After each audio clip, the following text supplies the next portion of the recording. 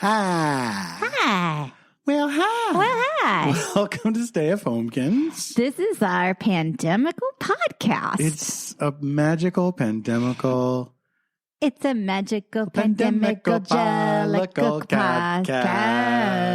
I'm Paul F. Tompkins. I'm Janie Haddad Tompkins. I am a comedian. I am an actress. And we are a married couple in quarantine. I mean, it's not... Uh-oh. Which part are you going to dispute? This is making me nervous. Is it quarantine anymore, or is it just like, this is it?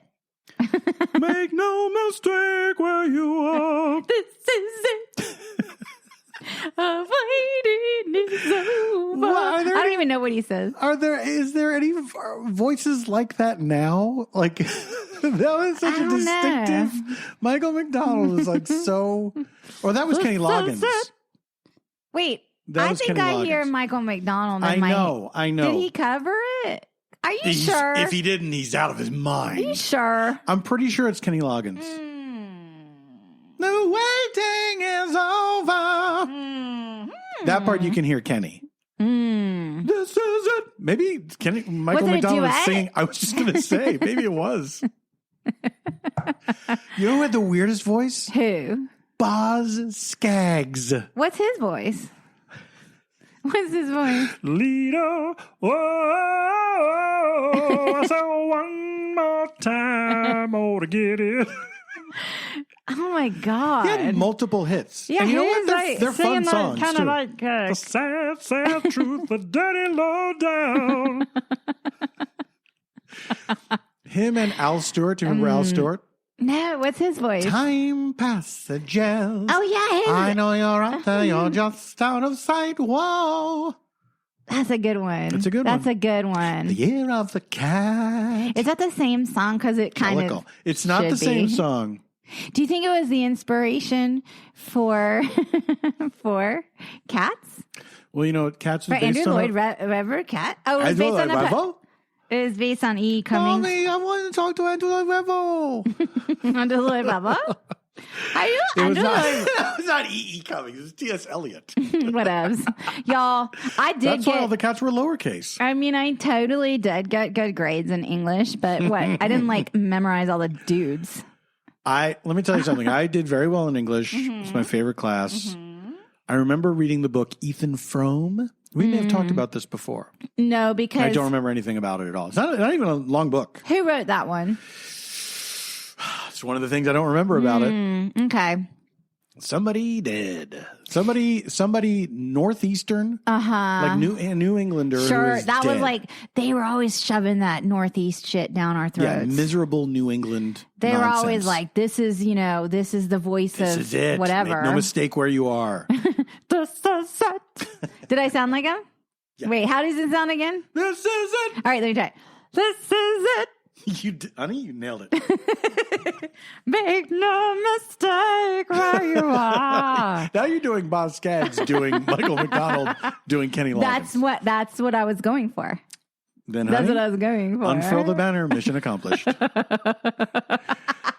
Can I update people? By the way, if you're a new listener, this is what the show is. By the way, if you're a new listener, this is your chance to bail because it doesn't get any different. If you're not liking this, I would say listen to. Let's agree to disagree. I don't know, like Ask Rana. Go listen to other ones. I think if you like this, you would also like Ask Rana and vice versa.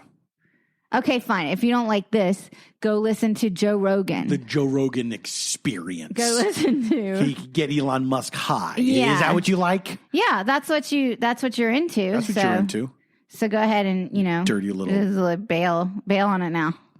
I want to update people on the squirrel picnic bench. So first of all, now I did say I wanted to update the people. I'm not going to update anybody. Oh, okay. Are you going to completely undercut my story? No. What is your damage, Heather? What's my major malfunction? What's your damage, Heather? Y'all remember that? I'm trying to make fetch happen and no one will join me. What was that? Fletch? No, stop trying to make fetch happen. That was from Mean Girls. Oh, you're doing Heather's. My mind mushed them together. Totally different generations. Totally different generations. Everyone gets their Heathers. Back in the black and white days, it was the women. Was it? I don't know. Don't quote me on that. What did you want to say? I have emotions about it, and I don't know when I'm allowed to share them. I will, after I reveal the details, that would be a good time for you to share your emotions. Okay.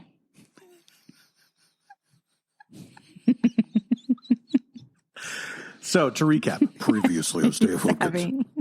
A moment. I bought a little picnic bench. Picnic. Thank you, honey. I bought a little picnic bench that is just the right size for a squirrel to sit at and look like it has a picnic bench of its own. The idea is you put this in your yard, you mount it to a tree, whatever. There's a little nail on it that you could put like an apple or a corn cob. There's a little bucket that you can fill with nuts. Squirrels love nuts. Just squirrel food. I mean, like it's squirrel like a squirrel food. But y'all, I just got scolded. I just got sent to the podcast red zone. Janie, one of Janie's screens lit up and she looked at it. This is a screen-free zone. He just handed me a podcast penalty card. This is family hour, honey. I didn't know it was facing up. Jesus. So somebody rescue me from the pandemic, please. Oh no, your life is so hard. Send help. This is it. Make no mistake where you are. That was good on mistake. So I get this picnic bench. Picnic. I nail it to the tree like Jesus our Lord. Were you there? So I screw it into the tree. I fill it with peanuts. Nothing happens for weeks. The peanuts are undisturbed. Totally undisturbed. I'm every morning I would rush out to look and see if there was a little fat squirrel sitting there. There's dust on the peanuts. Yeah. They're not going for it. No. Then one day the peanuts are gone. And I'm like, oh my God, I gotta see this. When are they doing this? And I found out that it's happening at night because one night I stayed up late. And I looked at the peanuts out the window and they were gone. I kept refilling it. I looked and they were gone and it was 2 a.m. It's like, okay, so there's a night creature or a night visitor if you're Jamal. And I said, okay, I got to get a field camera, a nature camera. To capture whatever this creature is. Sure. That was a whole other thing. Figuring out the settings on this son of a bitch. I did not get involved, by the way. Oof. It was not easy. I did not insert myself in that tech support. It was not easy. It was not intuitive. But after a few trials and errors, I finally managed to get it to where it needed to be. I put that camera out. Filled up that bucket with peanuts, put that camera out. Yeah.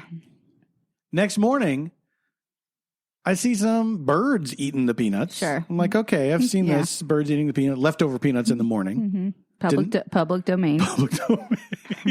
What are you going to do? Manifest destiny. And so I get the camera, put the card in the computer, and I see what has been eating those peanuts. And I think maybe it's a raccoon. Is that what you think? It's probably a rat. I feel like I've said some things about it. But... Turns out it was a rat. You mean like I said it probably was? Yeah, which I never denied. Because I was like, it's nocturnal. It's nocturnal. Yes, raccoons are nocturnal. Raccoon? Is this, you don't believe this? I know they are because I've seen that video, the guy on the porch.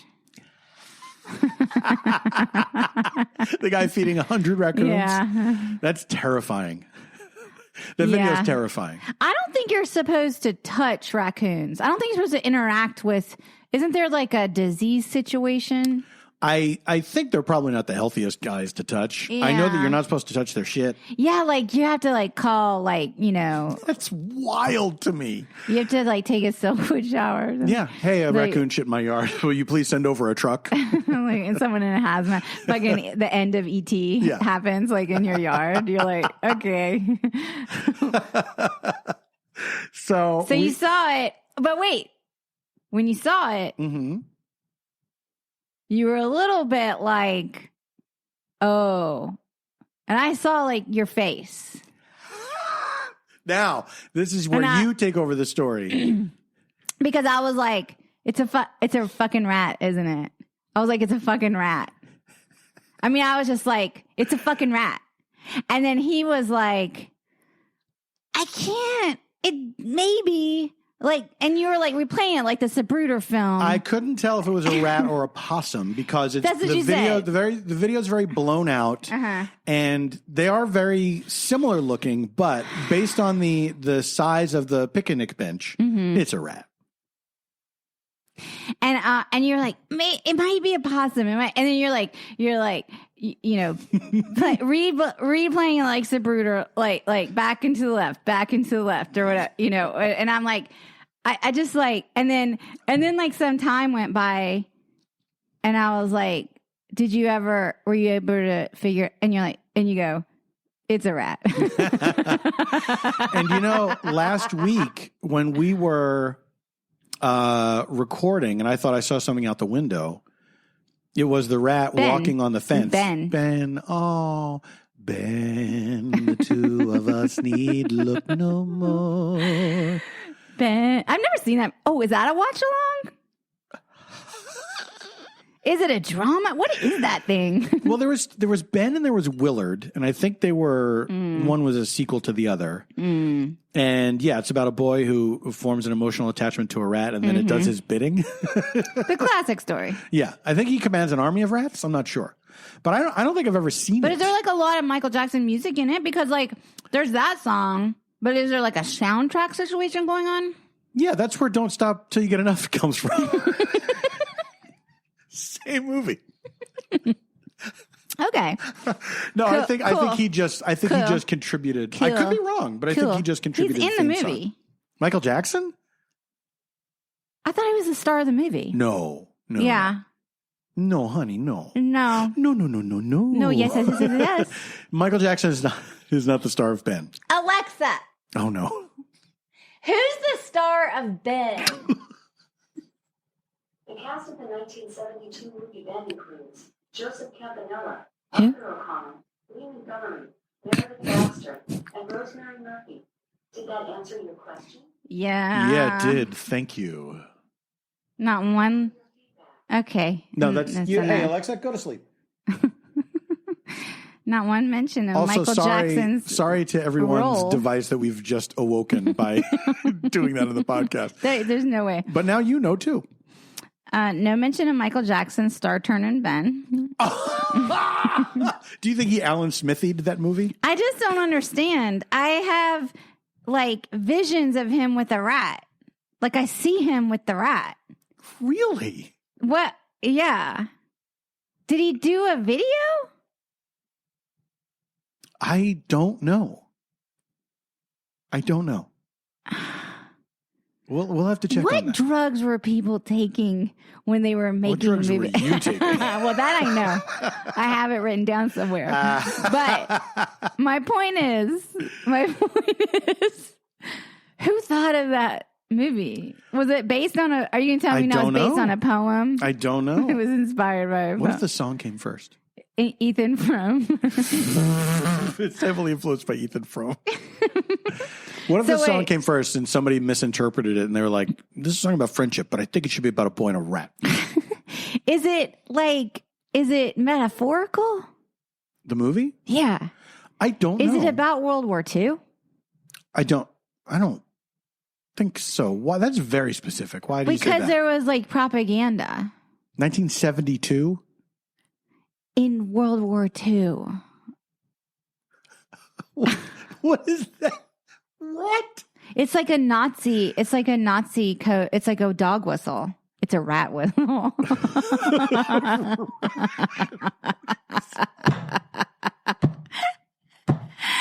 Listen, It's a rat I was whistle. alive in the 70s, barely. I mean, what, like the end of 1979 or whatever. Whatever.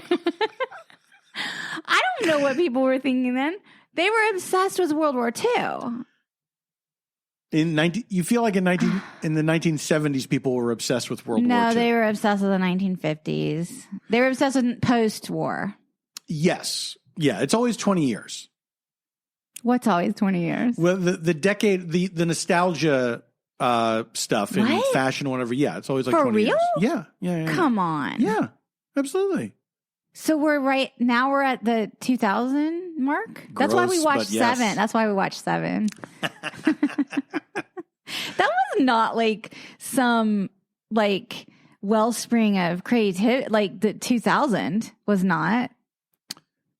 I mean, Do you think? 2000 to me is like 3 weeks ago, so I can't tell you. It's not the though. 2000s, so long ago. the 2000s, and the early The aughts, early and, aughts. and the 10s have all blended into a big stew for me. Really? Yeah, it's a big mush. Yeah. Now, obviously, there are individual things that I can say, but sometimes to pinpoint years, it's difficult to say. Like if you tell me if you ask me who's president in 2000, I can tell you that. But if you say, what were people listening to on the radio? You know what I mean? Like I have a harder time nailing that down. 2000 was such a moment because there was all that like Y2K stuff. Well, that was not the 90s, 1999. I know. Well, okay, you're right. But then like after, and then we had like 9/11. So, but I don't know. You're right. Like the year between 2000 and then the whole fucking election fiasco. Yeah, it was a weird time. That was a weird time. Yeah. It's hard to say what was happening specifically to a year in pop culture for me. Really? Yeah. I think by then we had Jon Stewart. We did. Yeah. Yeah. Yeah. Okay. But that's general. You know what I mean? Like it's hard to narrow things down. Music wise, I don't remember anything about 2000. Music wise was not a big year for me. Was that when? No, when was like Swingers and all that stuff? When we had the big band revival. I want to say that was early aughts. Early aughts. That's like early aughts. That was more like, I'm guessing like 2002. Sure. I cannot prove you wrong. I also can't prove you right. But you were here. Yeah, I know. I had just gotten here. Mm-hmm. Oh wait, I do kind of remember some music-y stuff from then. Well, also I just watched the Britney Spears documentary. Right. Yeah. Yes. Oh wait, so I know everyone's watched it because people are talking about it online. But I have to talk about some of it. You watched a little bit of it. Yeah, I caught the last. You half came of it, in. I think. Yeah. Yeah. Okay. So I've never been like a huge pop music person. Mm-hmm. Like I like it because I'm, alive. You know what I mean? Yeah. But I've never been like one for that. Right. But I don't like, it's not that I don't appreciate it. Mm-hmm. It just, to me, it all feels similar. Mm-hmm. You know what I mean? Yeah. Until like 15 years after it comes out. Right. Then it doesn't. Well, because then the cream rises to the top. The things true. that were the hits remain in the pantheon or whatever. Yeah. So it was interesting to revisit just, and the documentary wasn't even so much about it, but just revisit musically what was going on at that time. Because I guess boy bands were very big. Yeah. Okay. So, and I'm going to tie this into the impeachment because so this week there is impeachment trial. We have opinions. And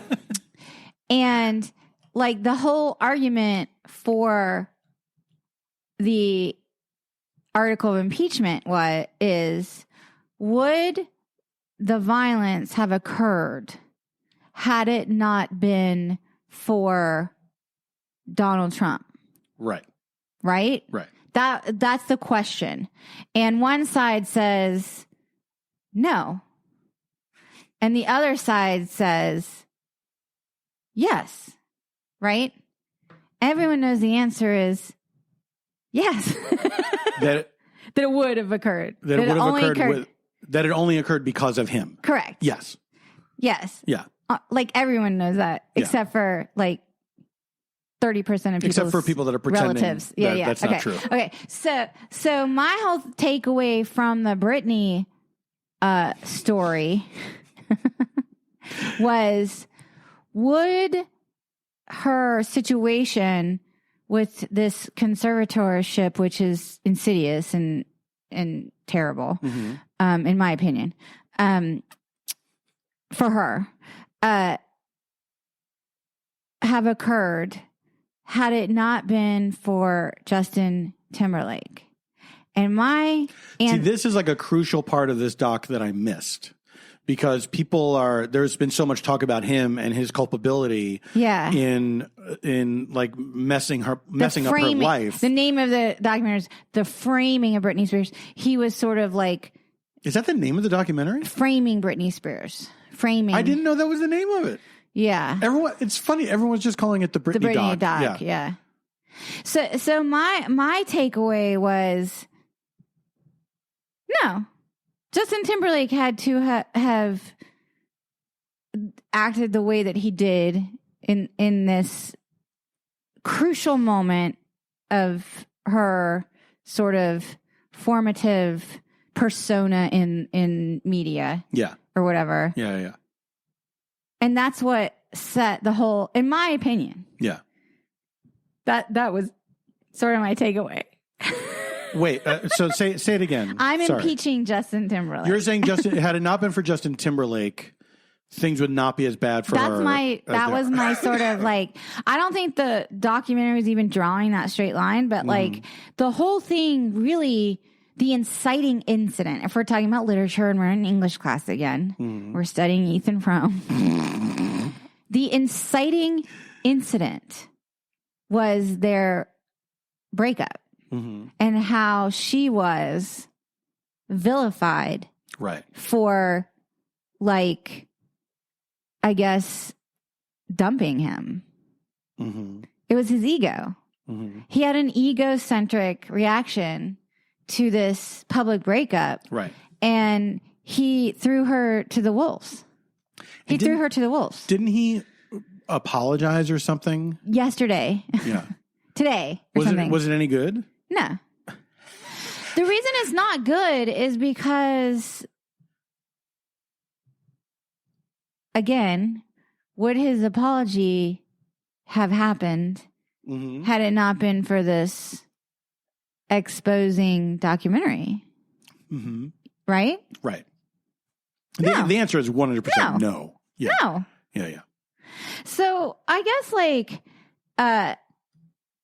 I don't know. I just like, I was sort of like bummed out by some of it because it was like he painted himself. It was like the whole beginning of this like victimhood stuff in our culture. Like, you know, white men are the victims, white men are the, you know, I mean, I'm not trying to, I know you're a white male and I don't want to. I don't take that personally. It's true. But that is such a like recurring theme in culture. Absolutely. That it was so like it happened and people ran with it. That he was like this, you know, we all had to feel sorry for him. Yeah.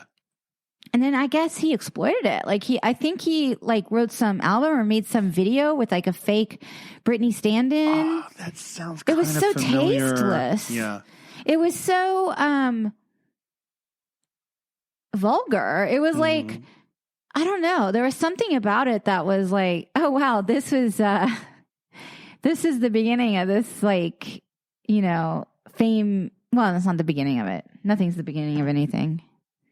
Dang. But, you know, sort of, you know, just cancel culture or whatever. I don't know. He canceled her and people ran with it. Yeah. They ran with Well, they couldn't believe that it's blaming the woman, and that's just classic. Well, when something classic civilization. Because I didn't follow any Britney. I didn't follow any Justin. I mean, I was aware of it. I was alive. Right. I shopped in grocery stores. Of course, you know, whatever. I got my nails done occasionally. There's an Us magazine there, whatever. Mm-hmm. So it permeated, but I wasn't like, you know, whatever. When were they together? I don't know. It was like early. It was like 2003 or 4 or something, maybe 4 or 5. I mean, like I remember early aughts. I remember kind of talking about them. I think specifically when I was doing Best Week Ever, like when they wore the matching denim outfits. Yeah, I feel like when were you on? When was Best Week Ever? What years was that? Best Week Ever was early 2000s. It was probably like 2003 or 2004. See, now, again, it all mashes together. Maybe 2005. I don't know. But I think it was before we were together. So it would have been before 2005. It predates you and me having a relationship. Yeah. Well, we were friends in 2003. So. It's true. We knew each other, but not in that way. Well, we kind of... Okay. Shush. We had those false starts. But I remember... We had those 2 false starts. I think it was when I was hosting Best Week Ever, and there was some... And 2008 and 9. Yes. 8 and 9. I think... Is that 2008 is when she did the crazy meltdown. Yes. And I remember that was a big turning point where it was like, oh, this isn't funny anymore. Like, I think this is a sick person. And I think we did jokes about it then.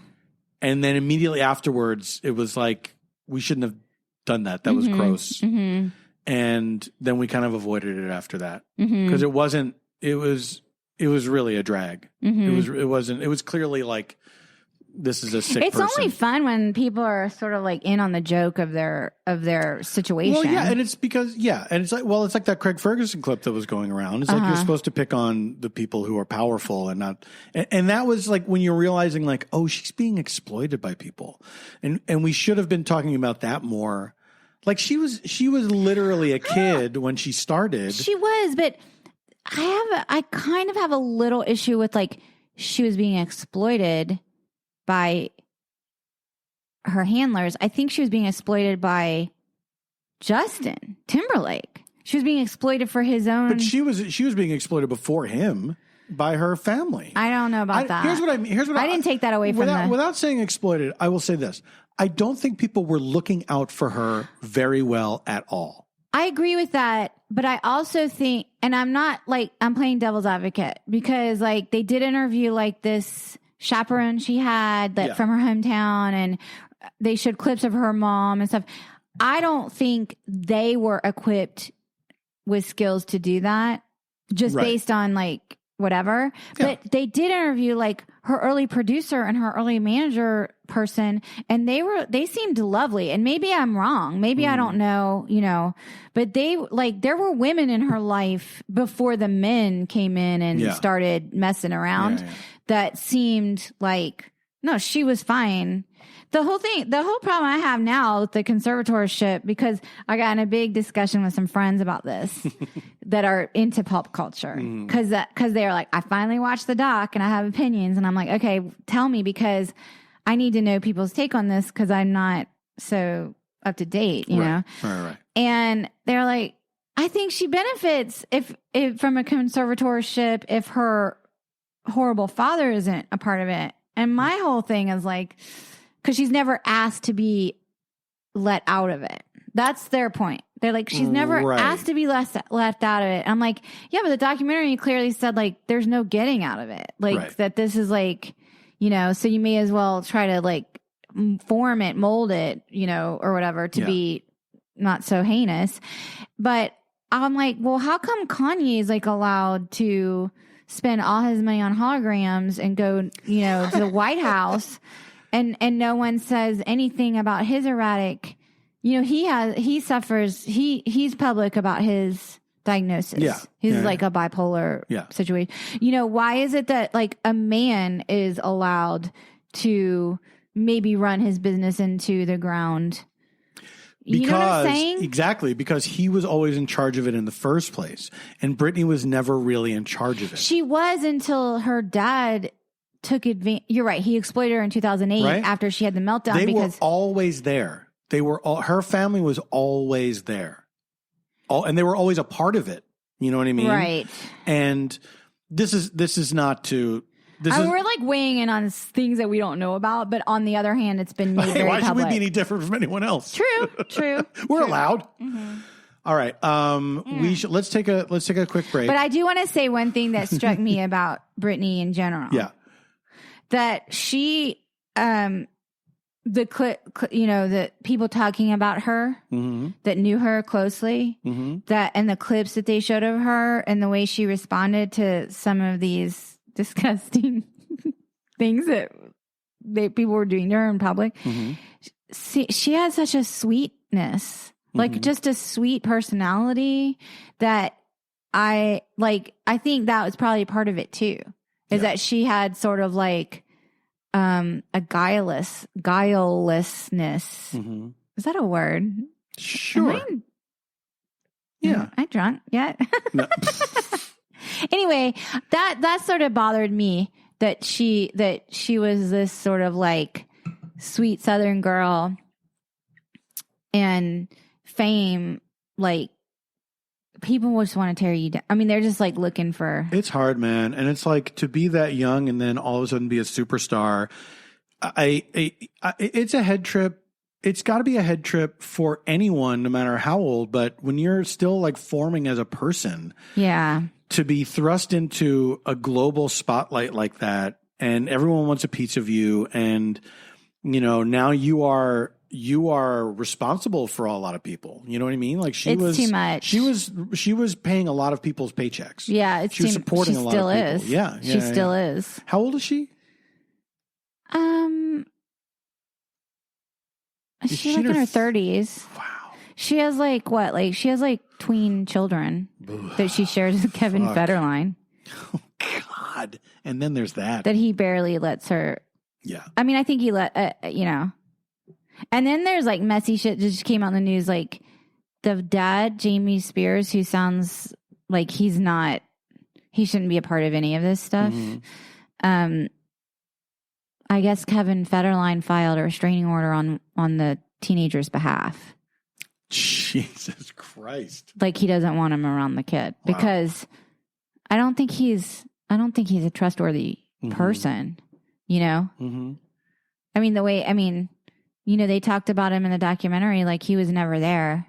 And a few times he was around, he was like focused on the money. Yeah. And not about, so maybe he's just one of these like soulless people. I don't know. He doesn't sound great. I'll tell you that much. I don't know. I mean, yeah, he doesn't sound good. I don't watch the documentary, y'all. It's on Hulu. Just get on there and watch it. Yeah, who are you just to be not a part watch of it? America. Like you can't be a part of America and not know a little slice of Britney history. This is what America is about. All right, we're taking a break. What do we do? You're going to hear from our sponsors? Yes.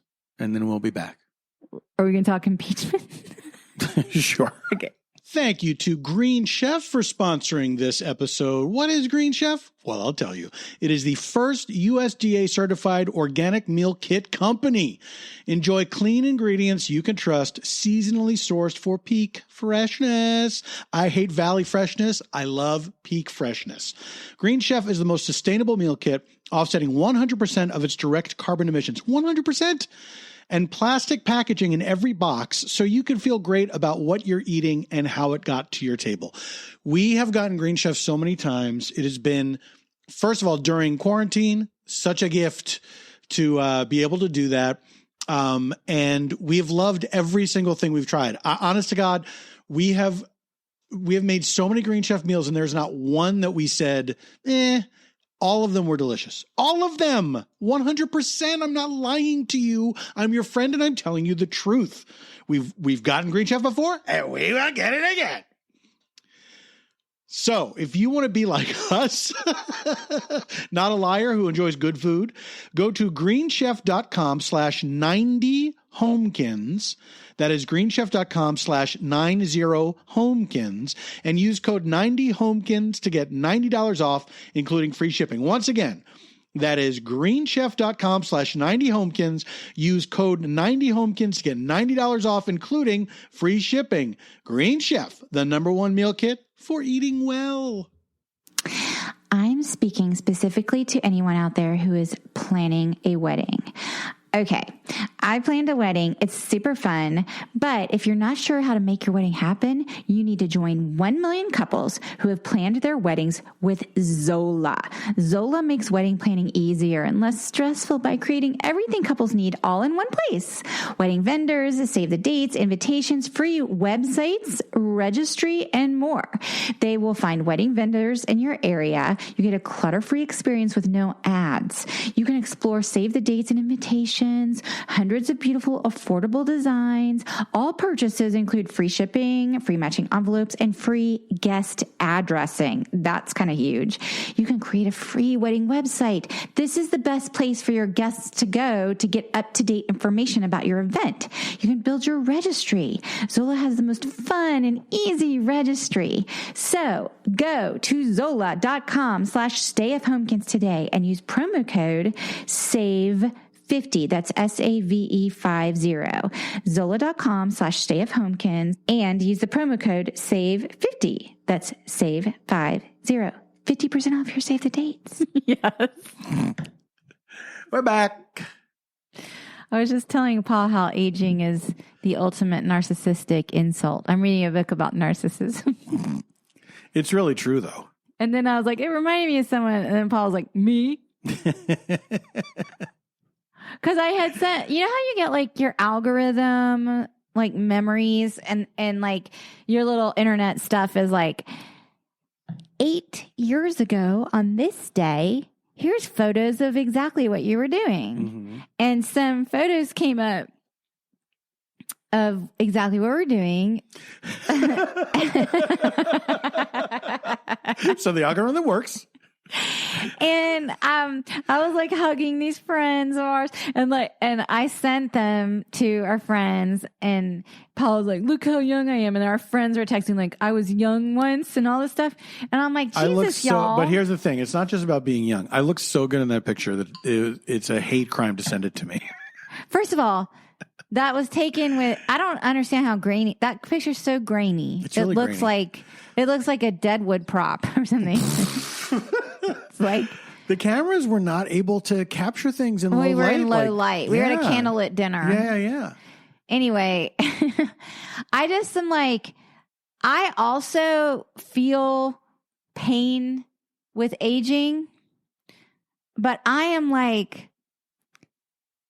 I get so angry with myself about it because I have this complicated relationship about it. Like I have like for many, many years now, like been wanting to shed like ego surrounding kind of like looks and me too. You know, and I've like talked about all like there like for years I've talked about shaving my head. Speaking of Brittany. As this like exercise, which is like a privileged thing to say. Mm-hmm. Like, I want to shave my head. And it's like, you stupid bitch. Like you have hair. So what, you know, like some people, you know what I mean? Right. But like, I don't know. Like I've just sort of like had, and I was been saying this for like 10 years, but, and I'm not going to do it. So don't like, don't worry. But like, I don't know, just like part of me has entertained these fantasies of being totally egoless about, but it's a lie. I'm telling you right now. I don't care who you are. When you look in the mirror and you see wrinkles and gray hair and, you know, saggy parts of your face, you feel a loss. I mean, I guess as like a human, unless you're like some monk that hasn't been around a mirror for like 25 years or something like that, you know. But I don't know. We work in entertainment. We fucking see our dumb fucking face all the time. It's funny because I have, a lot of anguish in that area. And to try to, and I always have, and to try to make peace with it has been an ongoing, struggle. The one thing I don't mind is going gray. Really? That's the only. See, I don't care. I kind of like it. Oh, you do? Well, because you're a man. Yeah. I think men have like a different attitude toward them about it. Well, because men are allowed to in a way that women have been told that they're not allowed to. Right. But when you see a woman with gray hair. Sure, fully gray. Not. Yeah. There's no allowance for that middle. That's a tough time. Because it's the texture changing. And the longer your hair is, the more that texture change stands out. Yeah. I mean, listen, I don't know. Like everyone has to do their own thing with the aging. Got to do your own thing. That's like a thing. Yeah. But we live in a very vain society. For sure. Like it's constant bombardment with like creams and this, and like whatever. And I don't know. It's just like hard to resist it. Like, yeah. Oh, absolutely. Yeah. Yeah. I bought some, did I buy some blush and lip tint on Sephora last week? Yeah. Wait, what? Am I immune to I don't know, to it? I don't know. I just like, anyway, why was I because of the text, because y'all were like yelling at me for sending. I was so like, oh my God, I miss all y'all. Because I'm like hugging people and you got your arm around our friend. I know. And I don't know, like I sent it more like, I'm thinking of. Everyone knows why you sent it, honey. Both of course. you and the friends. Yes, of course. That's who we are, and you know who we are. You knew I was a snake when you took me in. I'm just saying, like, I think aging is hard too, just on a physical level, because you do lose certain abilities and some comfort. You lose some comfort. Mm-hmm. You get like achy joints and, yeah. And you're like, I can't stand as long, or I can't, you know. That's hard to grieve, I think. That aspect of it really is. That makes like all the vanity stuff seem like nothing. When you really are realizing like, I can't do things like I used to be able to do them. Right. And look, I think that we're not quite to that extreme yet. I think you can feel it coming. We're at the point. Yes, exactly. Exactly. Not that I'm middle-aged yet. I just really empathize. Sure. With, because you hear it from me. Because I hear it from you. Yes, exactly. But I also am like, thank God people stop giving a shit about our age difference. Okay, let me ask you this. I'm going to ask you this. If I was like a magical person. I like this. Yeah. And I have 2 pills. Okay? There's one red and one blue. No. Okay. It's not that kind of. I thought you were just going to do the Matrix. It's not going to. Right. I forgot about that because remember I fell asleep in the Matrix. Okay. So, I have these 2 pills. One pill makes you bigger. Leave me alone, makes you small. Go ask Allah. We sang a lot this episode. When she's 10 feet tall. By the way, Paul has a whole thing he has a whole comedy thing on Go Ask Alice. Oh, the book, not the song. Which is this book, right? It's all the same. No, it's not. It's like a drug culture reference. It's a drug culture reference, but I think the song is more saying like that the book got its name from the song. Go Ask Alice, the original Million Little People. Yeah, exactly. All right, wait. I won't get into that. Just look up his album Freak Wharf, y'all, and listen to it. Listen, laugh, and love, and then get pillows that say that. And then come back. And then come back. And then you can talk to me. Okay, wait. Here's my thing. I'm magical. I use 2 pills. One pill doesn't change your mindset. However, it changes your physical being. Where you take it and you look youthful and vibrant. However, your mindset continues. I'm still looking in the mirror. I see flaws. I see. No, you don't see flaws. You see yourself young. Right. But you still have the same psychology of. I'm not going back in time. I am me in the present, but my physiognomy is like 20 years younger or something. Correct. Okay. Okay, that's one pill. Right. The other pill. I can't imagine how the other pill would be good. The other pill is good. I'm telling you. Okay. Also, in different. So the other pill doesn't change your physical shell. Mm-hmm. Your physical shell still going forward in time and aging. Right. But the vehicle. Is that what they called it in your vehicle? Your what do they call it? Shell, vessel? What do they call it in Hellbop? Your vessel? Is it something like that? I thought maybe it was vehicle. I might have been high when we watched that one. Oh shit. That's a spicy meatball.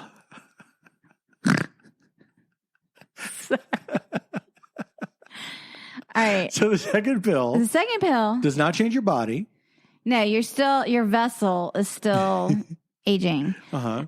But your mind feels confident, vibrant, like a young person ready to take on the world.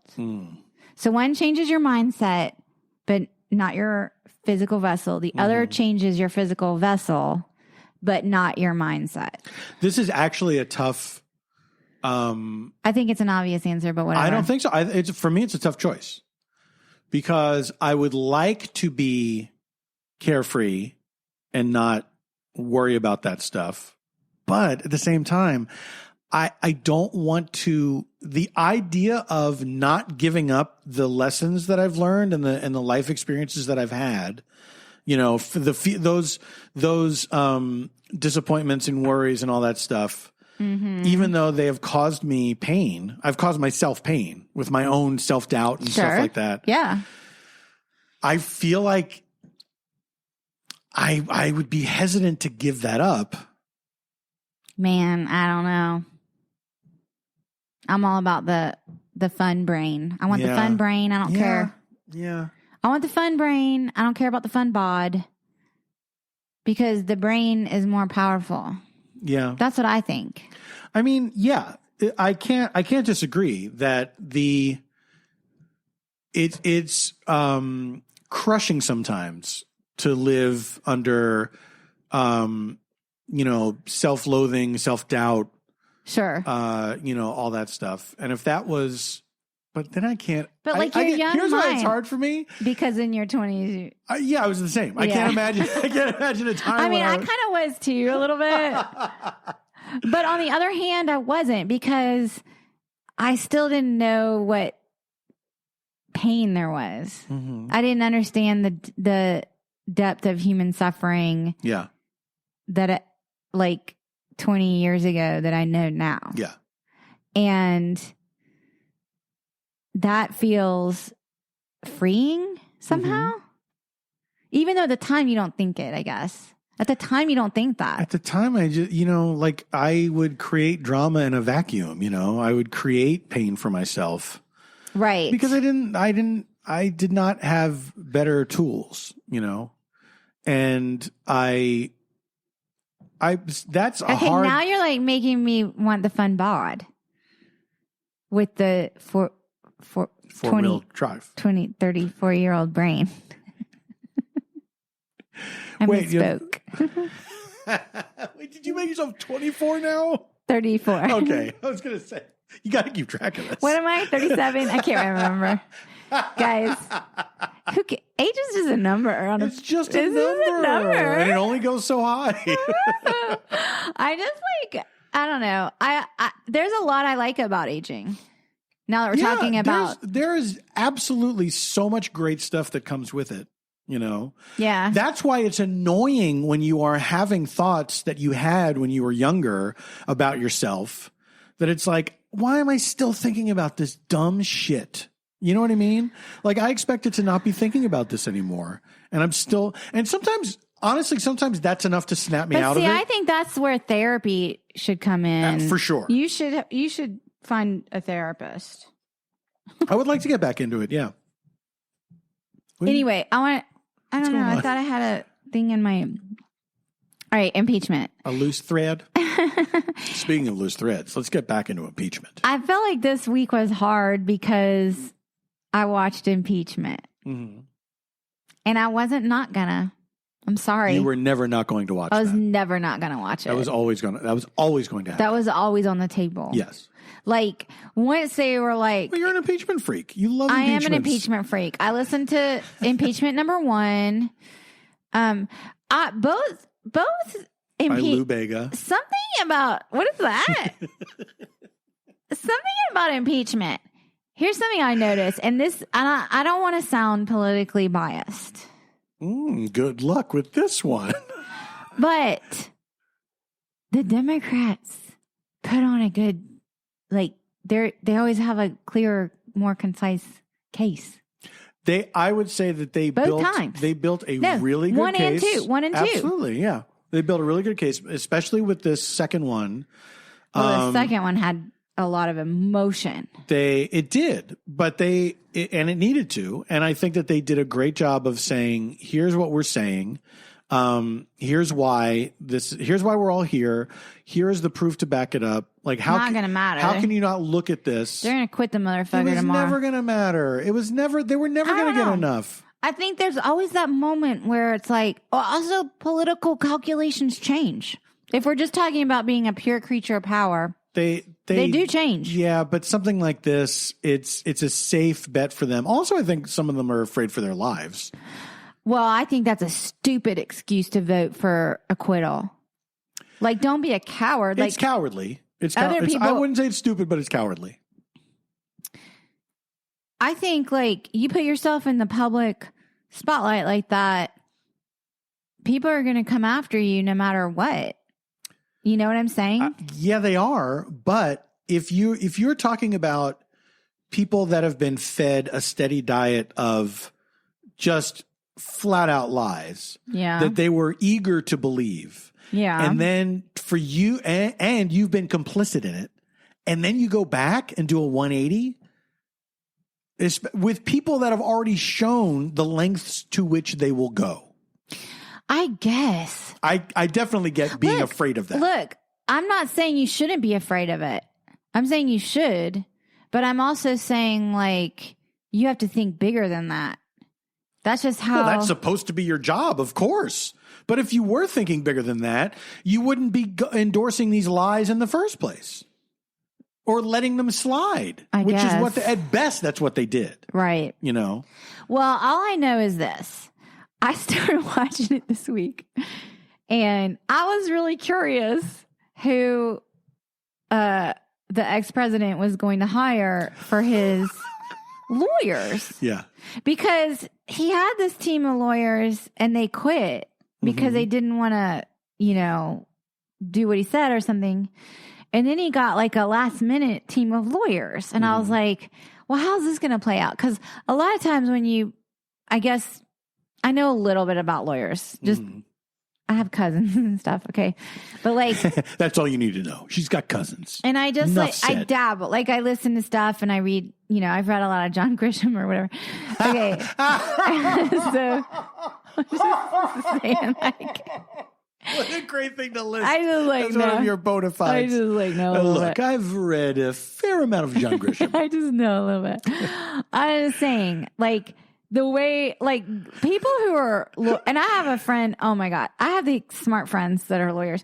And I think that, like, some lawyers are, like, crazy, like, workaholic types. Like, they just put in these hours and they have to do that in law school. I saw the paper chase. That's another thing. So I know, like, that is like a thing. And, these guys that he hired, I think were like, it was just like 5 minutes ago. Yeah. So I was like, how's this going to play out? I was curious about that. So that first day, his lawyers get up, and I, like, could not believe what I was seeing. Yeah. Like, I couldn't believe it. Yeah. It was amazing. I was like, what the fuck? Yeah. And then I wanted to ask you, this is why I want to bring it up on the podcast, when he was like, I'm from Philadelphia. And I was like, oh, shit, we got to talk about that. That this guy who was like... Wait, but no, that was the guy from the first day. No, this is a different guy. Remember? Who's also from Philadelphia? Yes, they're both from Philadelphia. Oh, that's disappointing. Maybe they're colleagues. Maybe they're both in the same personal injury firm. Well, the one guy like refused to go after Cosby, and that followed him. Right, as a prosecutor. Correct. Yeah. Because those cases, I guess, are hard and blah, blah, blah, blah, blah. But then, whatever. Then the other guy, I don't know where he came from. He was on today, and he was like really doing this whole outrage thing, like this moral outrage. Was this the guy who didn't want to wear his yarmulke because he didn't want to offend people? No, this is this is the new guy. The newer guy. Yeah. And then he was like, I'm from Philly, and I don't even want to be here or whatever. And I was like, dude, then don't be there. You shouldn't be there. Amazing opening. He was like, the first guy from Philly, the other guy from Philly, his whole thing was like flattery. Because he was like, I'm honored to be here. Yes, This is such esteemed. This is the guy that a caster, right? And he like rambled, and then was like, I did that on purpose to lower the temperature in the room. He did that. But even today, like... See, now you're talking about me, and you're not talking about Donald Trump. Yeah. You're talking about what a bad lawyer I am. So, right. I think I proved my point. He was like, basically like... Yeah, he was like, always like, your congressional pen is looking very shiny today. Yeah. He was like Eddie Haskell or whatever. My senator. Isn't that fun to say? Yeah. And that was like his whole thing. And they were all like good cop, bad cop or something. And then the other Philly guy was literally like, this is crazy. This is outrageous. These liars, they are lying.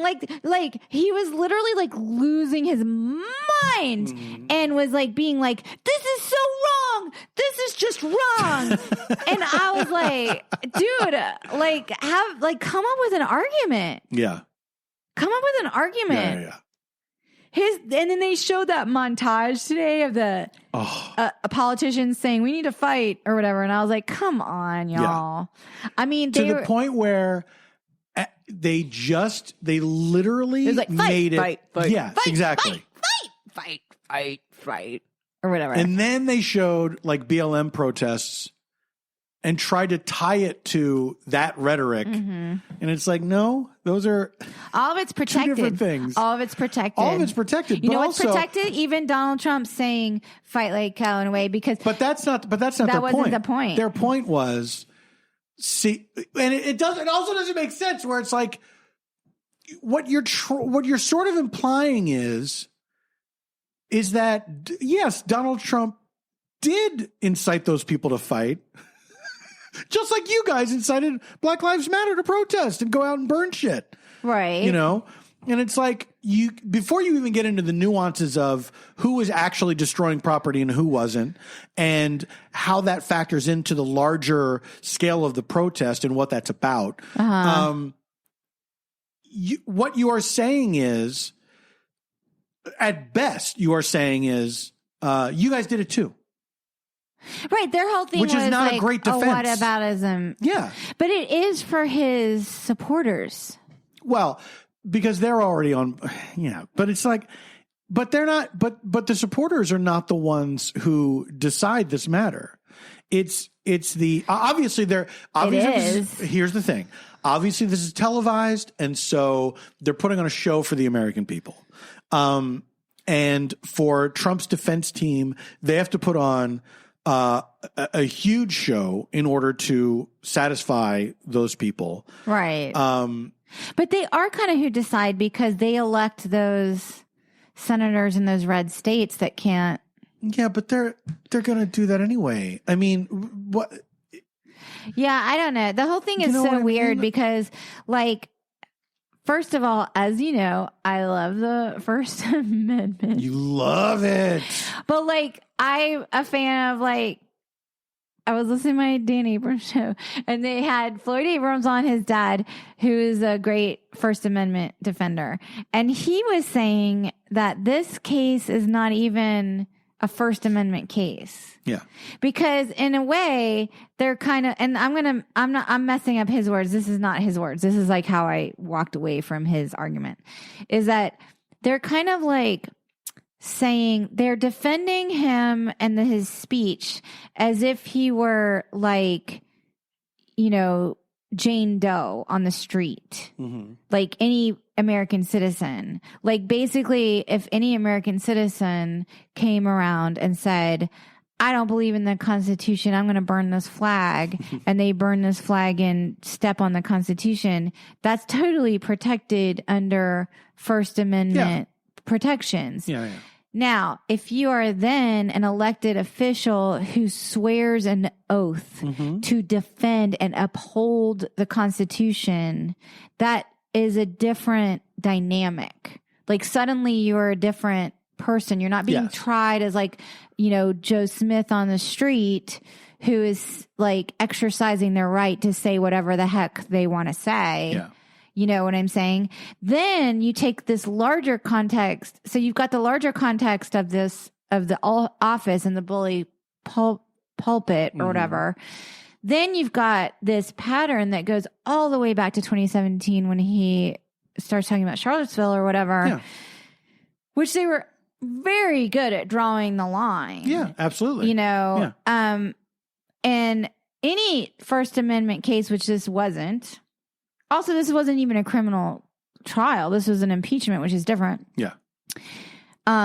Context matters. Context matters. Yeah. So you've got the context of this constant message to his followers, you know, and just because he says like peacefully protest out of one side of his mouth, it's the other side of his mouth that's the problem. That was one of the funniest things to me was when they were showing, when in their rebuttal, you know, when they were showing the videos and they were saying, here's where the Democrats cut it off. And then they would show the rest of what Trump said. I know, but they showed the rest of what Trump had said, and it got worse. It was like, that's just because you include the part where he says, but you know, do it peacefully. He goes on to say even worse things, and you're including it in the video. The thing about the problem with Trump, and has always been the problem with Trump, is he's too handsome, and so everyone lets him go. Is that he is he's a very skilled narcissist. He knows exactly the edge legally. Like he knows exactly every single thing that he can get away with. Yeah, exactly. Because he's had lawyers his whole life. I've said this before, and I firmly believe he's an amazing criminal. His one great skill, he's not good at anything. Except criminal. No, he's not even a good criminal. The one skill that he has is wriggling out of trouble. That's it. He's wriggling out of consequences. That's it. Everything else he sucks at. He's terrible and incompetent. Let me ask you this, and I agree with that. And Thank you. And you know, and Michael Cohen would also agree. And I read his book. Says who? Whatever. I like Michael Cohen. I can't help it. Welcome to the Resistance, Michael Cohen. I get it. I can't help it. The guy is going. Are you now going to like the guy with the fucking fake buffalo hat? No, that guy's full of shit. the Q shaman. Michael Cohen's not full of shit. He's a little bit full of shit. I don't know, to be honest. I don't know. I mean, he was willing to go to prison. Buffalo Hat isn't. So there's a difference there. He was willing to go to prison. Michael Cohen was willing to go to prison. For lying to the FBI or whatever he did.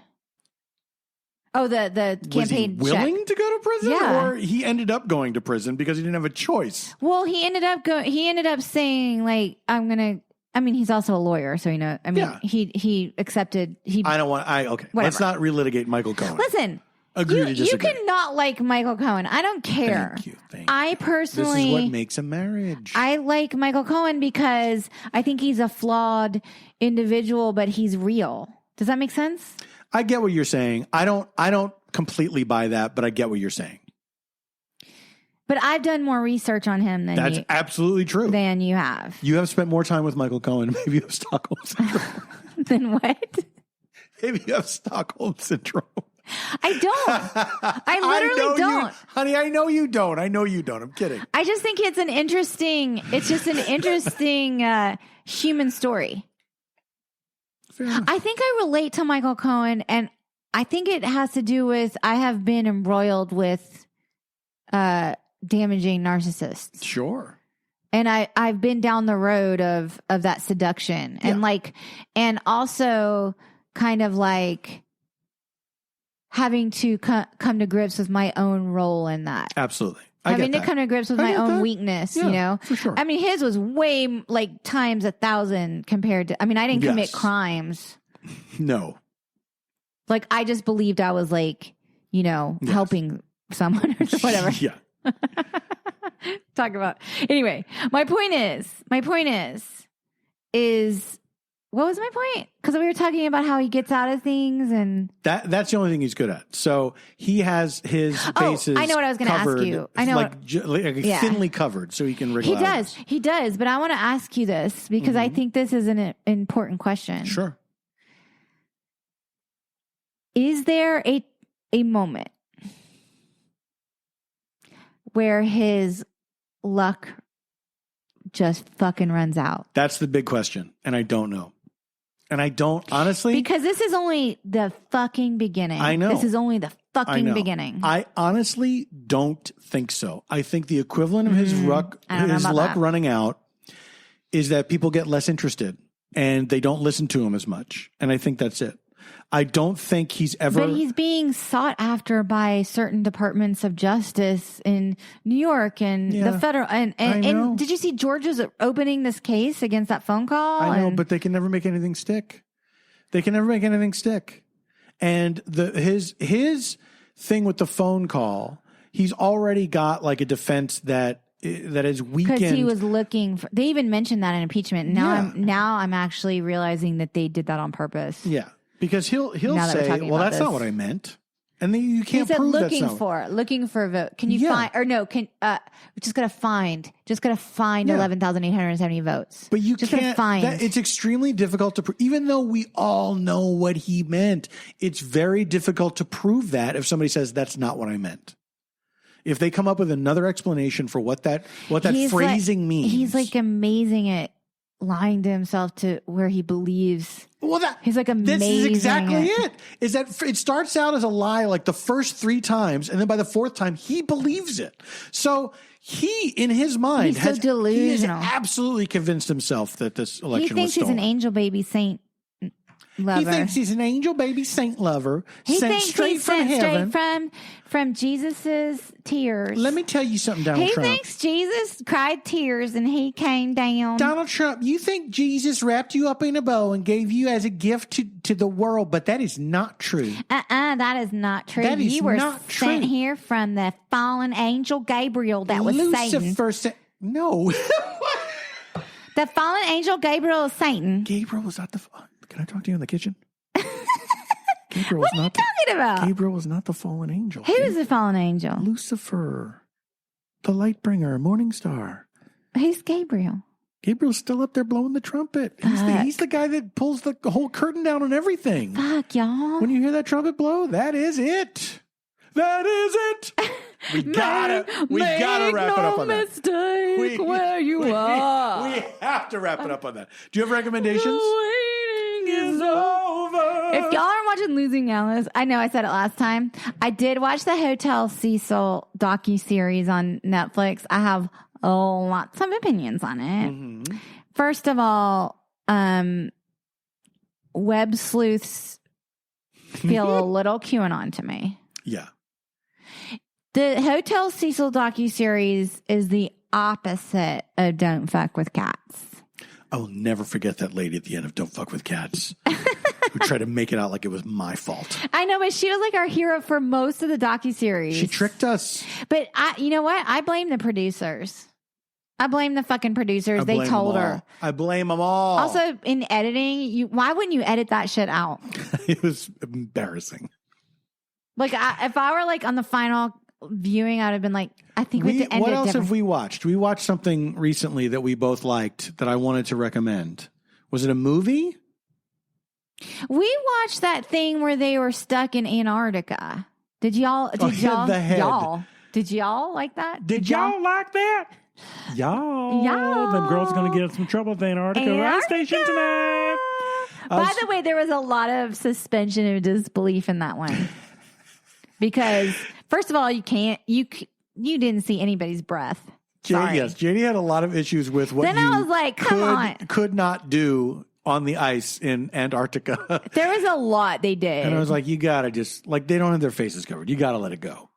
Also, like, no one shivered hardly. That's true. Look, I actually enjoyed it. There would be more shivering going on. We watched The Head. It was on HBO. I actually liked it. Did you like it? I did like it. It was, it was a good, fun murder mystery kind of thing set in a weird location. Yeah, I liked it. But I feel like there was something else that we watched. Well, now I'm watching Man for All Kind, and you're For All Mankind. Yeah. Are you thinking Man for All Seasons? Man for All Kind. First of all, because you had wanted me to watch it. Then I tried to watch it alone, and I think I just like needed you to be watching it with me. I was very excited that by the end of the last episode that we watched, I love you were ready to watch it. First of all, every time someone comes up, I'm like, oh my God, that's like my friend Leonora. Oh my God, that's Brandon from SMU. Oh my God, that's, blah, blah, blah. That's that guy I met at that dinner party. That one guy that used to date. Anyway, what's her name? Yeah. And then I'm like, I never heard of this show. How come I didn't get to For All Mankind, it's an Apple Plus original. It's fun. It has good soundtrack too. And I just listened to some of the soundtrack. Absolutely. It is an alternate. Was that what you were thinking of? Maybe, but I feel like there was this thing we both were new to that we really enjoyed. But let me plug that. That'll be my recommendation this week.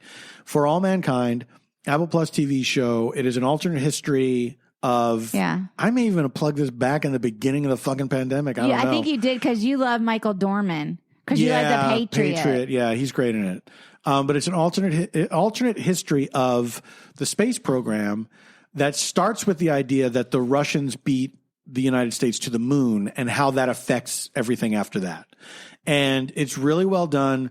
Great cast. It's like a big ensemble cast. The production value is beautiful. Really pretty. It's really terrific. And it's a lot of interesting ideas. I highly recommend it. And I don't love alternate history stuff. Like that's...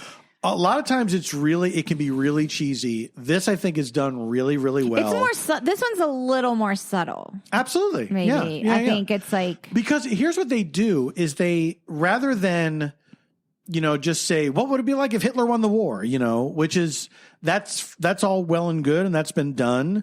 But this is an interesting area for that of like, what if this one thing was different? It's more like it's like the butterfly. I didn't see that movie. Absolutely. But it is. But it's literally like, oh, would it have made us better? Yeah. Would it have made us better if we were never the best at everything? Would it have made exactly. If we had not been. If American exceptionalism wasn't such a fucking given or whatever.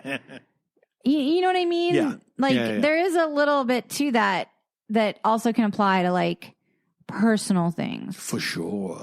Where you're kind of like, oh, okay. That's an interesting concept. I highly recommend it. It's a slow burn, but it's great. You can watch a bunch in a row. I was excited to see Leonore. And then James Urbaniak shows up and I'm like, oh my God. Nate Cordry's in it. Yeah, it's a lot of... Oh my God, so many good actors. Like whoever cast it, I really like... Good job. For All Mankind casting, if you're listeing. Such good jobs. We're fans. Wink, wink. And we're available. We're extremely available. And I'm only 37. 34. What am I? I just took a pill that makes my body look great. No, you took the pill that made your brain fun. Fuck no. I don't want that pill. But, okay, would people... wait, just really quick. Which pill of the two pills? Which pill of the two pills makes you? Which pill of the two pills makes people want to be around you more? Look, I think I'm already doing pretty good with my rotten brain as it is. So I'm going to go with I think it's the other pill. No, I'm very popular. You think it's like because our society is so shallow, they need a young body to be around? No, I think it's because they relate to my very human self-doubt.